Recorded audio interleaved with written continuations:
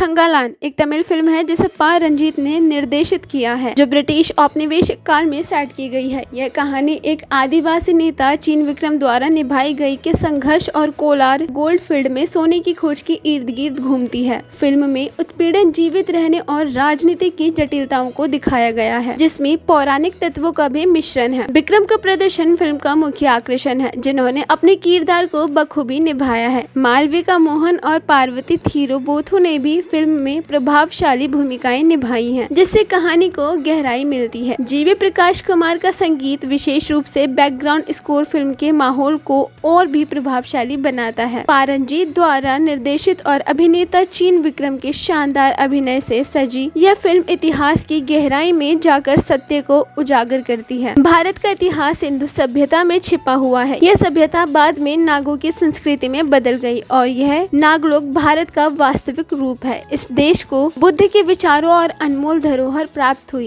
सिंधु सभ्यता से लेकर तथागत गौतम बुद्ध तक 27 बुद्ध इस धरती पर आए और अंतिम 28वां बुद्ध सिद्धार्थ गौतम पूरी दुनिया पर अपने विचारों का प्रभाव डाल चुके हैं। उस समय बुद्ध के विचारों की रक्षा करने वाली और उन्हें आगे बढ़ाने वाली स्त्रियां थी, जिन्हें नागनिका कहा जाता था। थंगला फिल्म में नागनिका का प्रभाव प्रमुखता से दिखाया गया है। यह फिल्म इस बात पर केंद्रित है कि किस तरह नागनिका बुद्ध के विचारों की रक्षा करती है। उस समय के ब्राह्मण पुरोहित बुद्ध के विचारों को समाप्त करने के लिए क्षत्रियों का उपयोग करते थे और इस संघर्ष को फिल्म में स्पष्ट रूप से दिखाया गया है। इसका मतलब यह है कि बुद्ध की विचारधारा को नष्ट करने के लिए ब्राह्मण विचारधारा काम कर रही है और इस संघर्ष की झलक बाबा साहेब अम्बेडकर के विचारों में भी मिलती है। सोने के खजाने की खोज बुद्ध के विचारों के खजाने को संरक्षित करने का प्रतीक है, जिसे नागनिका बचाने का प्रयास करती है। भारत के इतिहास में स्त्रियां रक्षक के रूप में महान नायिकाएं रही हैं और यह फिल्म भी इस परंपरा को उजागर करती है। ब्राह्मणवादी व्यवस्था के तहत स्त्रियों को गुलाम बनाया गया और उनका गौरवशाली इतिहास छिपा दिया गया। थंगला फिल्म को समझने के लिए हमें सिंधु सभ्यता से लेकर सम्राट अशोक और आज तक का इतिहास समझना होगा। महाराष्ट्र में इस फिल्म का प्रदर्शन न होने के पीछे का कारण ब्राह्मणवादी व्यवस्था हो सकती है, जिसे रंजीत ने भली भांति समझा होगा। फिल्म में बुद्ध के संबंधित विभिन्न दृश्य और कथाएं हैं, जो उस समय की धार्मिक और सामाजिक परिस्थितियों को दर्शाती है। फिल्म में निम्नलिखित बिंदुओं को प्रमुखता से दिखाया गया है। बुद्ध की मूर्तियों का विध्वंस फिल्म में दिखाया गया है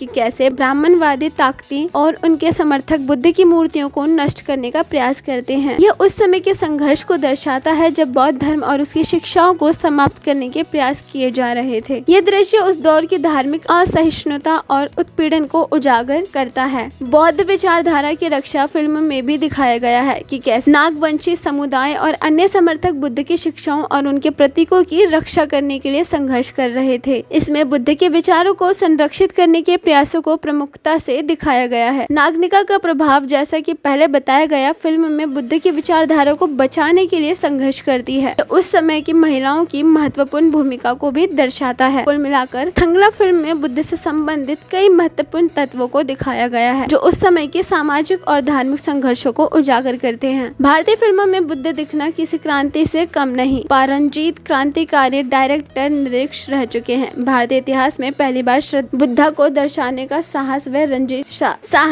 रंजीत कर रहे हैं। उनके थंगल नामक मूवी का स्वागत कीजिए। सबको करना चाहिए। नमो बुद्धाय। बुद्ध ही सत्य है और सत्य ही बुद्ध है।